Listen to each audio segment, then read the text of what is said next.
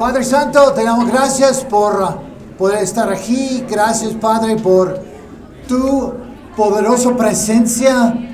Gracias por tu Espíritu que está trabajando en nosotros. Gracias, Padre, por todo lo que has hecho en nuestras vidas. Gracias, Padre. Oramos en nombre de Cristo. Amén.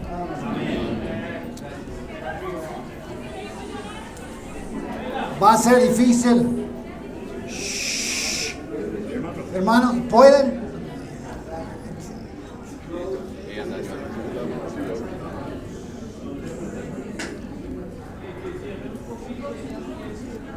Bueno.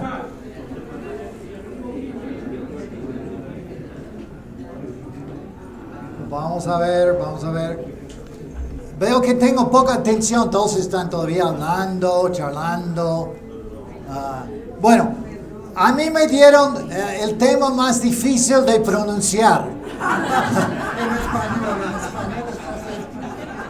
Ya me estaba corrigiendo Orlando de mi pronunciación. Entonces, exégesis y hermenéutica de las Escrituras.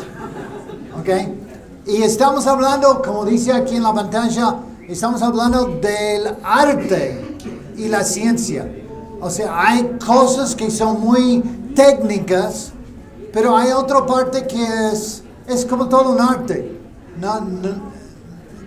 No requiere tanta ciencia, sino como un pintor que sabe pintar, ¿no? Es saber tomar las técnicas y utilizarlas para crear algo impresionante.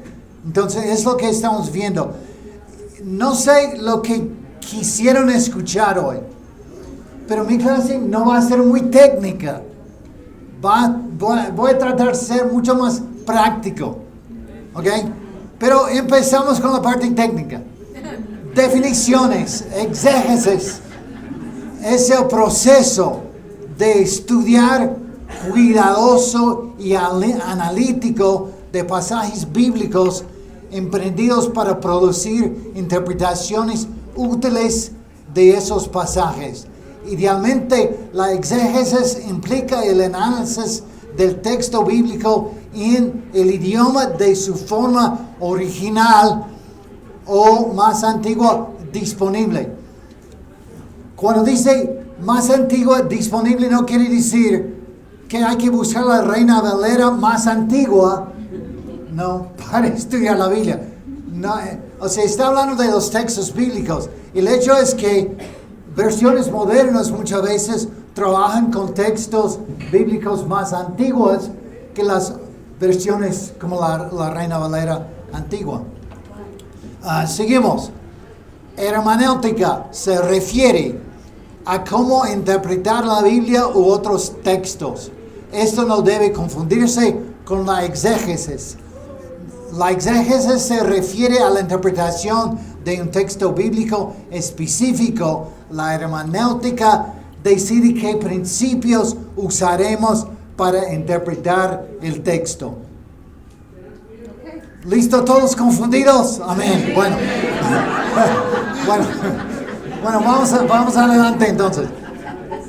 A mí, realmente lo que yo quiero hablar hoy es eso, es tomando la Biblia en serio. Y vamos a empezar con algo práctico. ¿Cómo es tu devoción con Dios? ¿No? ¿Cómo es tu tiempo estudiando la Biblia? Como Arturo mencionó anoche, quizás algunos utilizan el teléfono y buscan el pasaje del día, ¿no? Y eso es tu estudio bíblico del día. O sea, eso no es tomar la Biblia en serio. Claro. O sea, tomar la Biblia en serio quiere decir que estás haciendo un estudio serio de la Biblia. Amén. Y eso, claro, hay muchas formas de hacer eso.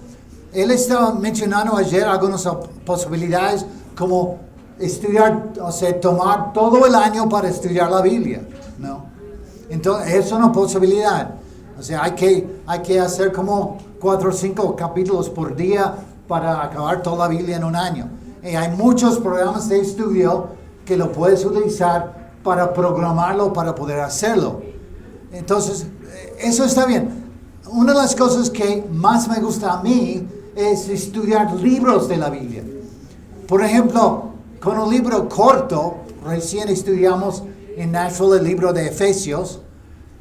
O sea, hay que no leerlo una vez lento, sino leerlo muchas veces, en muchas diferentes traducciones, para ir viendo. Y claro, después al final sí, estudiarlo versículo por versículo, pero tener una idea más general del libro primero. Es lo que a mí me gusta hacer. Bueno, esas son algunas sugerencias, pero tenemos que tomar la Biblia en serio. Arturo habló de es muy importante leer libros, pero no en tu tiempo de devoción. Si tú tienes mucho tiempo para estar con Dios, está bien, pero la cosa es, tienes que estudiar la Biblia. Yo he escrito varios libros. No quiero que lo leas en tu tiempo de devoción.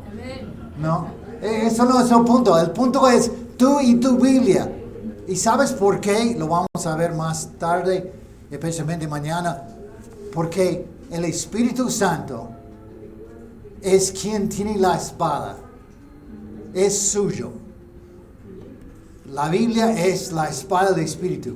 Y lo que Él quiere en tu tiempo de devoción es Él quiere trabajar en tu corazón. Y si tú estás leyendo un libro escrito por alguien, no estás dejando al Espíritu Santo trabajar en tu corazón. Estás quitándole la oportunidad, ¿no? de cortar, de sacar, de quitar. O sea, es lo que el Espíritu quiere hacer. Bueno, vamos a 2 de Timoteo 3, 14 a 17. Seguro que lo van a escuchar muchas veces este fin de semana.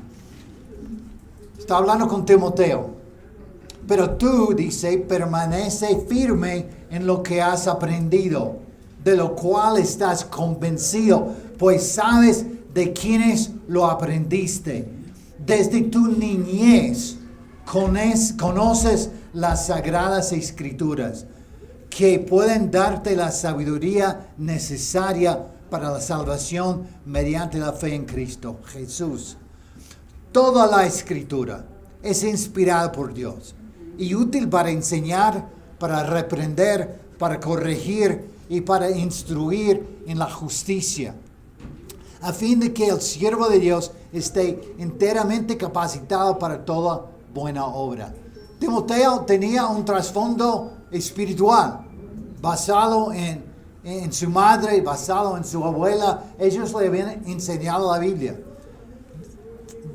Yo tengo la fortuna de también tener ese trasfondo, ¿no? De haber aprendido de niño las escrituras, porque mi abuela se convirtió a Cristo como adulta y desde Dios cambió la familia. Entonces, en mi familia, por ejemplo, casi no hay divorcio.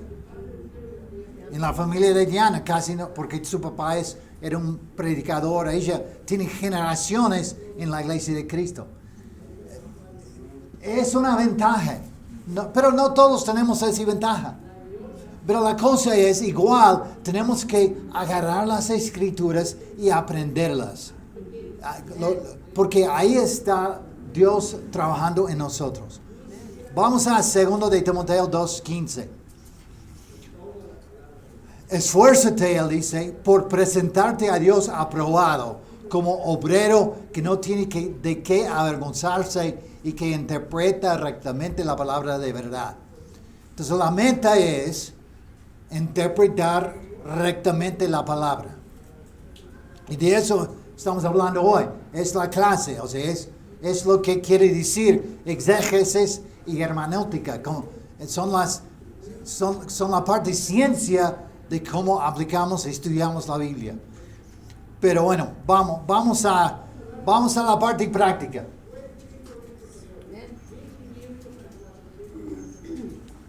Y voy a empezar con la emoción.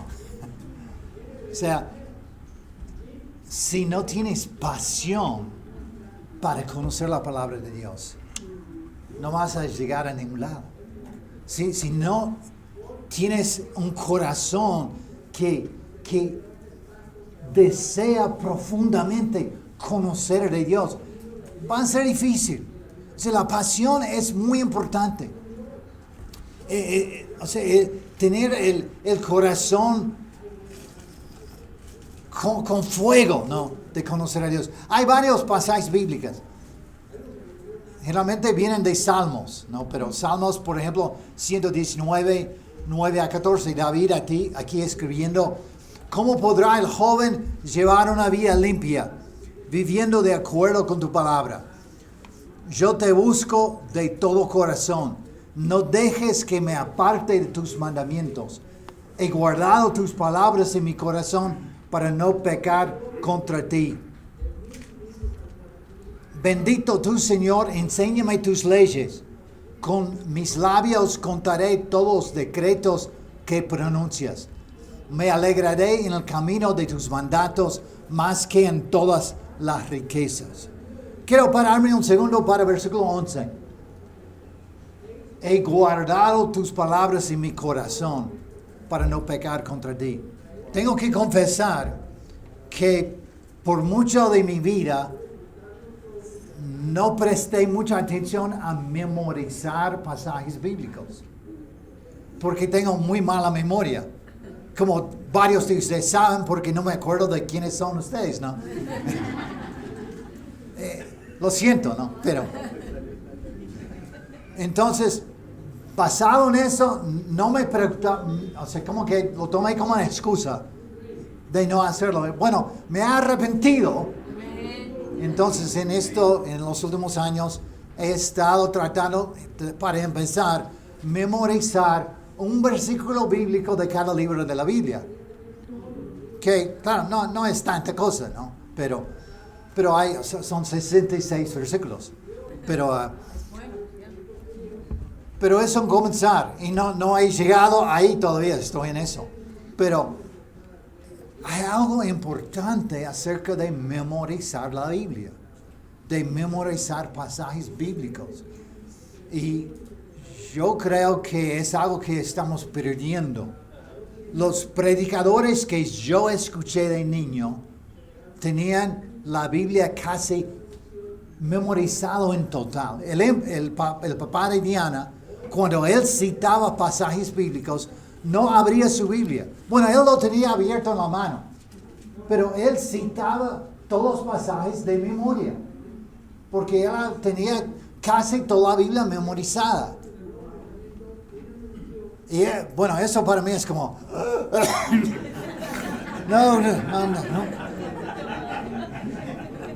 no puedo. Pero quizás la dependencia de los celulares, la computadora, no sé, la generación nueva, cuánta atención está prestando a poner los versículos en la mente, en el corazón. Yo creo que es algo muy importante. La pasión por la palabra de Dios. Seguimos, versículo 15. Meditaré en tus preceptos, pondré mi atención en tus caminos. Me alegraré con tus leyes y no me olvidaré de tu palabra. Concédele vida a este siervo tuyo, obedeceré tu palabra. Abre mis ojos para que contemple las maravillas de tu enseñanza. Yo soy extranjero en esta tierra. No escondas de mí tus mandamientos. Me siento oprimido a todas horas por el deseo de conocer tus decretos. ¿Ves la pasión que está ahí? La pasión por conocer la palabra de Dios, conocer los mandamientos de Dios, de verlos puestos en práctica en su vida. Está lleno de eso. Y tenemos que imitar el corazón de David. Versículo 30. He escogido el camino de verdad y deseo tus decretos. Señor, me he apegado a tus mandamientos. No me llenes de vergüenza. Me apresuro a cumplir tus mandamientos porque llenas de alegría mi corazón. Señor, enséñame el camino de tus leyes, pues quiero seguirlo hasta el fin. Dame entendimiento para guardar tu enseñanza. Quiero obedecerla de todo corazón. Llévame por el camino de tus mandamientos, pues en él está mi felicidad. Haz que mi corazón prefiera tus mandatos a las ganancias malavidas. Y versículo 97, cuánto amo tu enseñanza. Todo el día medito en ella. Wow. ¿Cómo es tu corazón? ¿Cuánto amor tienes tú por conocer la palabra de Dios? Para poner la palabra de Dios en práctica en tu vida. Tenemos que tener esa pasión por conocer, por aprender, por poner en práctica, por compartir con otros. Es tan importante. Por eso es mi punto número 1.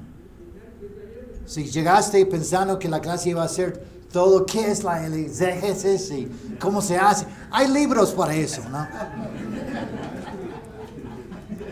Segundo punto, obediencia. Mira este pasaje en Juan 7:17. El que esté dispuesto a hacer la voluntad de Dios reconocerá si mi enseñanza proviene de Dios o si yo hablo por mi propia cuenta. ¿Qué quiso decir Cristo con eso? Que si no estás dispuesto a vivir la palabra, a ponerla en práctica, no la vas a entender. Puede ser que eres un estudioso, puede ser que tienes un doctorado en teología, pero si no estás dispuesto a ponerla en práctica, no lo vas a entender. Yo he tenido algunos de esos maestros.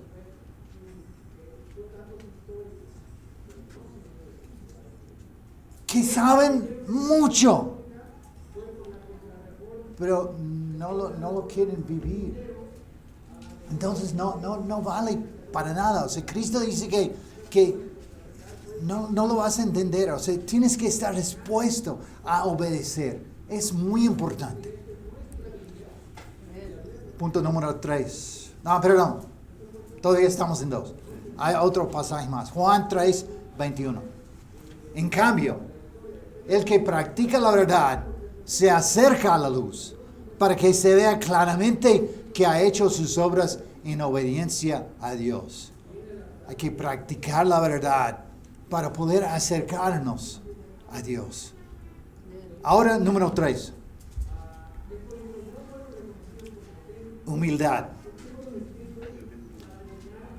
Y otra vez, yo creo que eso es un punto muy importante, especialmente si te vas a parar y enseñar. La humildad.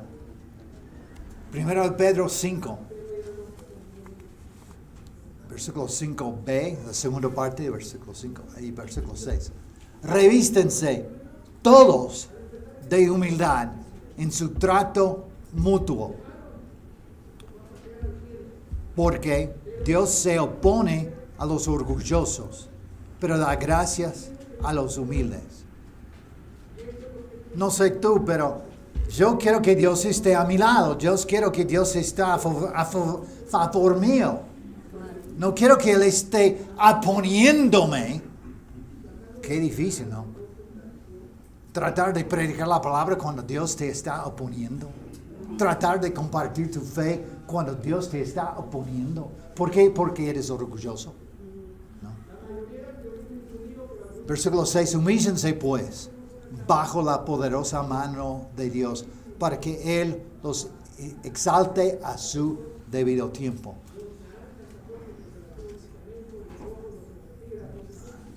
Una de las equivocaciones de nuestro movimiento era fomentar el orgullo en los líderes. Yo lo viví. Muchos de ustedes supongo que también. O sea, la idea de que yo soy líder, tienes que obedecerme, tienes que escucharme. No, eso. Claro, es humildad mutua.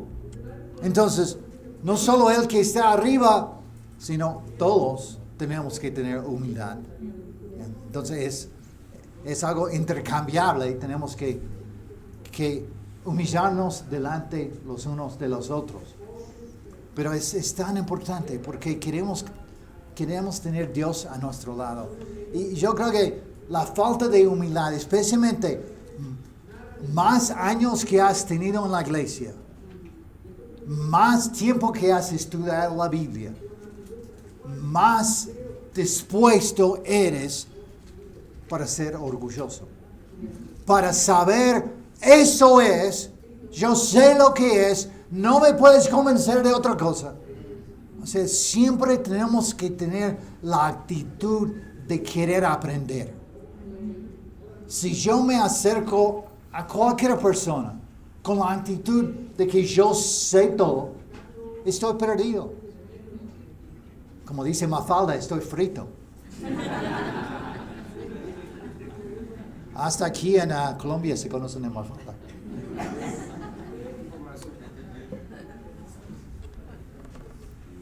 Los dibujos de Mafalda eran de mis favoritos, me encantaban. Bueno, número 5. Cuarto. ¿Qué pasó? 3. Sí, está bien, gracias. El número está mal. Es 4. Ahora sí, perdí un punto, no. Entonces, es la oración. Si quieres estudiar la Biblia, si quieres aprender de Dios, si quieres sacar el jugo de un pasaje, si quieres interpretarlo bien, una de las cosas más importantes es orar. Es pedir a Dios que te ayude, que te dé sabiduría, ¿no? Para poder entender lo que Él tiene ahí escrito para ti. La oración es tan importante. Me gusta el pasaje en Efesios 1, 17 a 18.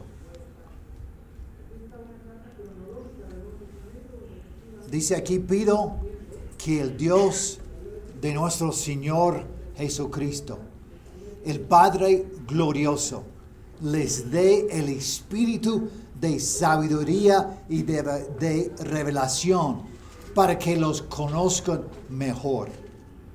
Pido también que les sean iluminados los ojos del corazón para que sepan a qué esperanza Él los ha llamado, cuál es la riqueza de su gloriosa herencia entre los santos y cuán incomparable es la grandeza de su poder a favor de los que creemos.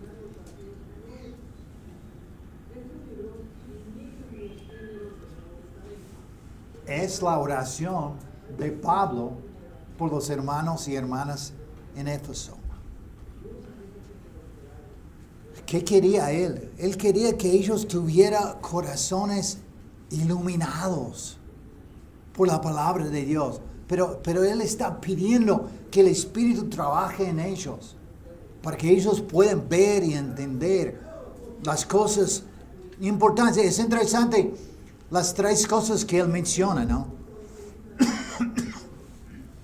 O sea, él habla de entender la esperanza, de entender la riqueza de nuestra herencia y de entender cuán poderoso es Dios. Eso es lo que Pablo quería que ellos entendieran, la gente allá, los cristianos en Éfeso. Y claro, es una buena oración para orar para nosotros mismos, ¿no? Pido a Dios, ¿no?, que me des el espíritu de sabiduría y revelación para conocerte mejor. Pido, Padre, que me ilumines los ojos del corazón para saber cuál es la esperanza, la riqueza, el poder. O sea, tenemos que orar también así, pedir por nosotros, pedir por nuestros amigos. Es tan importante la oración. Bueno, ahora número 5.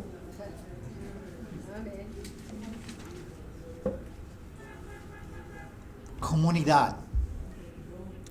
Y yo creo que es interesante, pero creo que aquí es donde es como que no agarramos esa idea muy bien. Claro, sabemos que somos parte de la iglesia, pero ¿cuántos de nosotros pensamos, es Dios y yo, es mi tiempo con Dios? Yo tengo que estudiar la Biblia para entender lo que dice solo. Pero eso no es lo que Dios quiere. Piensa un poco en Jesús. Piensa un poco en el ejemplo de Él. Si examinas todos los 4 evangelios, ¿cuánto tiempo piensas que Cristo pasó a solas comparado con tiempo en comunidad? La verdad, hay muy pocos ejemplos de Cristo pasando tiempo solo. Hay algunos, es importante, pero la mayoría del tiempo Él estuvo con los 12, con la gente, hablando de Dios, hablando de la palabra de Dios. Es muy importante entender la Biblia en el contexto de la comunidad. Quiero compartir un libro que habla de eso. Está en inglés, pero está ahí si quieres anotarlo, pero bueno. Pero lo que dice es eso. La buena interpretación nunca se hace de forma aislada. Leer con integridad obliga a los intérpretes a hacer su trabajo en el contexto de una comunidad fiel, ya ser responsables ante esa comunidad. La Biblia valora al individuo, pero lo ve como parte del grupo. El negocio de la interpretación y el discernimiento requiere muchas personas con diferentes dones y perspectivas. O sea, la mejor forma de interpretar la Biblia es en comunidad. Yo veo esto en el pasaje. ¿Qué ves tú?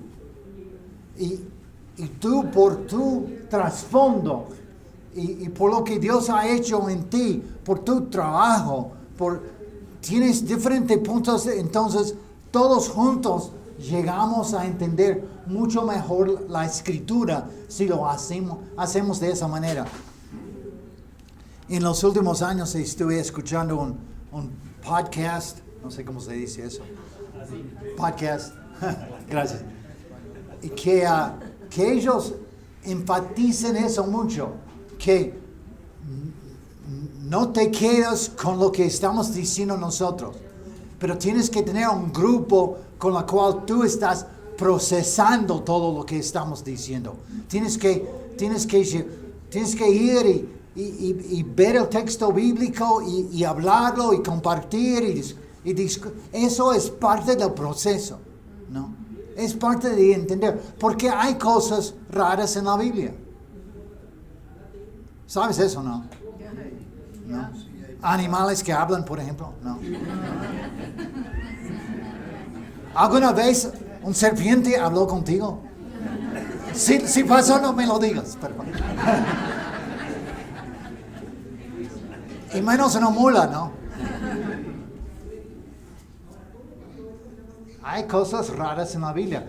Y bueno, en este mismo podcast lo que ellos dicen es que cuando hay cosas raras en el texto que te hacen hacer, es porque el autor, a través de Dios, te está llamando la atención a algo. Y tienes que prestar atención. O sea, es raro para hacerte pausar y ver, ¿por qué eso? ¿Por qué dice eso? ¿Por qué hace eso? ¿Por qué eso parece contradictorio con esto? Son buenas preguntas, pero no para hacer solo en tu casa, en la comunidad de un grupo de gente con quien puedes apoyarse, aprender juntos, conocer la palabra de Dios juntos. Creo que es algo que no lo practicamos mucho. No sé. Yo sé que diría casi todos nosotros tenemos grupos pequeños, ¿no? Pero generalmente los grupos pequeños no funcionan de esa manera. Son más una clase o una charla que alguien da, ¿no? O sea, no es un tiempo realmente de sentarse y abrir la Biblia y discutir, bueno, ¿qué es lo que dice? ¿Qué es lo que quiere decir? Es otra función, o sea. No estoy diciendo tampoco que debemos cambiar las charlas nuestras, pero creo que tener un grupo de personas con quien puedes estudiar la Biblia juntos, compartir lo que estás aprendiendo, es muy importante. Bueno, número 6. Ya estamos llegando, no al final, pero más cerca. Práctico. Hebreos 4, 12 a 13. ¿Cuántas veces han escuchado este pasaje? Y lo van a seguir escuchando. Ciertamente la palabra de Dios es viva y poderosa, más cortante que cualquier espada de 2 filos. Penetra hasta lo más profunda del alma y del espíritu, hasta la médula de los huesos, y juzga los pensamientos y las intenciones del corazón. Ninguna cosa creada escapa a la vista de Dios. Todo está al descubierto, expuesto a los ojos de aquel a quien hemos de rendir cuentas. O sea, tenemos que entender, la palabra es práctica. Es algo práctico, es algo que hay que usar. O sea, me gustó mucho el punto de Eugenio, ¿no? En la clase de el poder de la transformación, ¿no? O sea, estudiamos la Biblia no para ser sabios, no para conocer, no para que alguien dice que eres un erudito, no. Estudiamos la Biblia para ser transformados. O sea, es para eso. Si yo conozco mucho la Biblia, pero soy orgulloso, no me sirvió de nada, ¿no? O sea, este pasaje lo que dice es que la naturaleza de la Biblia, lo que Dios puso en su palabra, es algo que quiere cambiarte. Pero tienes que estar dispuesto a que trabaje el Espíritu Santo en ti de esa forma. Bueno, ahora vamos a la parte más teorética.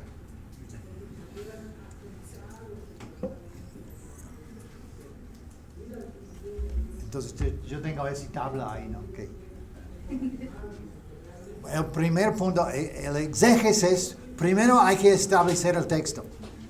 No creo que haya nadie aquí que sabe mucho de eso, ¿no? Que sabes leer griego, que sabes leer los manuscritos, que sabes examinar, que sabes cuáles son más importantes y por qué. O sea, eso es ya algo más allá de nosotros. Tenemos que depender de otros, ¿no? O sea, yo me incluyo, yo algo sé de eso, pero muy poco. Pero es parte del proceso, porque seguro que sabías, ¿no? Que tu Biblia que está en tus manos no llegó así de esa forma directa, o sea, había muchos diferentes manuscritos, miles y miles de manuscritos que fueron estudiados para ver qué es exactamente lo que el texto dice. Y hay toda una ciencia de hacer eso. Pero bueno, como digo, eso no es para nosotros. Si tú quieres profundizar en eso, necesitas un doctorado y, bueno, quizás más allá de un doctorado. Pero segundo, examinar. Ahora está más el proceso, cómo ver, cómo entender un pasaje. Primero, examinar el texto. Después, examinar el contexto literario. Entonces, Juan 3:16, ¿no? El versículo más recitado de toda la historia, ¿no? ¿Qué es el contexto en el libro de Juan? ¿Qué es lo que Juan está tratando de hacer con este versículo? Y después, número 4, examinar el contexto histórico cultural. Que esa es la parte que como más me anima, más me gusta en un sentido. No es aprender de la historia, la cultura, del tiempo en el cual fue escrito, para entender lo que ellos estaban experimentando. Cuando yo entiendo más de lo que la gente que recibió la carta de Pablo estaba experimentando y cómo era su cultura y cómo era su forma de pensar, entonces yo puedo aplicarlo mucho más fácilmente a mí mismo. ¿Me explico? Entonces para mí eso es algo que a mí me encanta mucho, es eso de la parte histórico y cultural.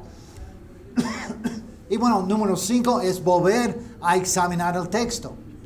Ya lo has estudiado, has mirado el contexto literario, has mirado el contexto histórico y cultural, y ahora con todo eso vuelves al texto para examinarlo de nuevo, profundamente.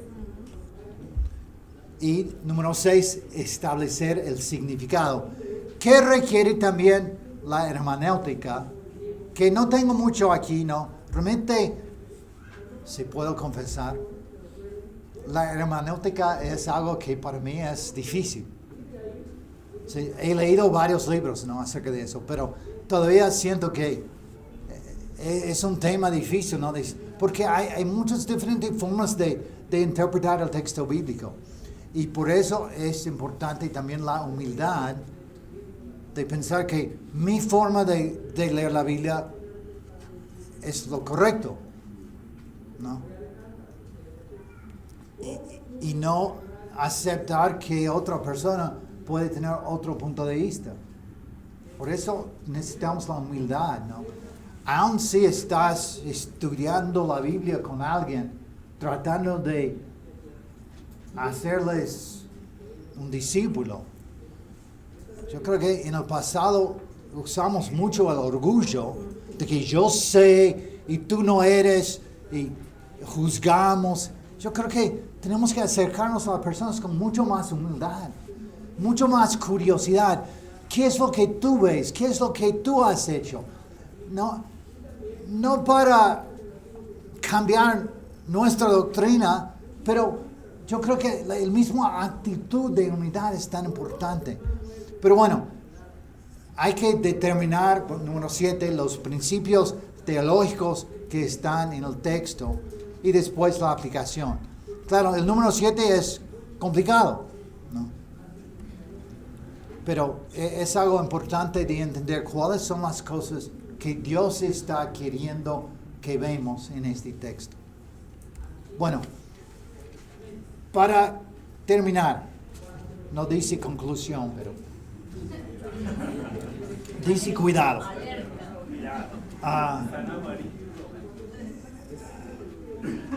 Hay que tener mucho cuidado en el uso de recursos bíblicos en el Internet.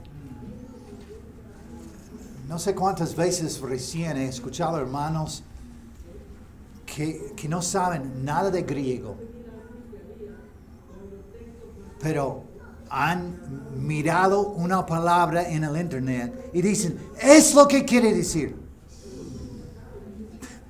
O sea, pero, por favor, o sea, yo sé un poquito de griego. Yo estudié 7 años. He leído el libro, la Biblia en griego toda mi vida, pero todavía yo sé muy poco. ¿Me explico?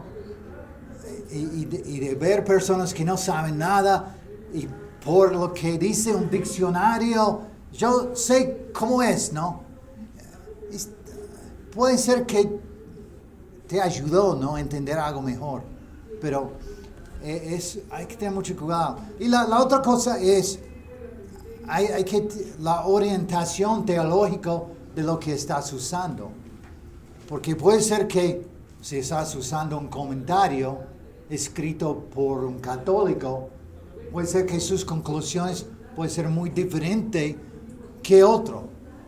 Entonces hay que tener cuidado. Yo creo que, como Arturo habló anoche, ¿no?, hay mucha gente que en estos tiempos del internet se han pasado mucho tiempo escuchando sermones de otras personas en otras partes.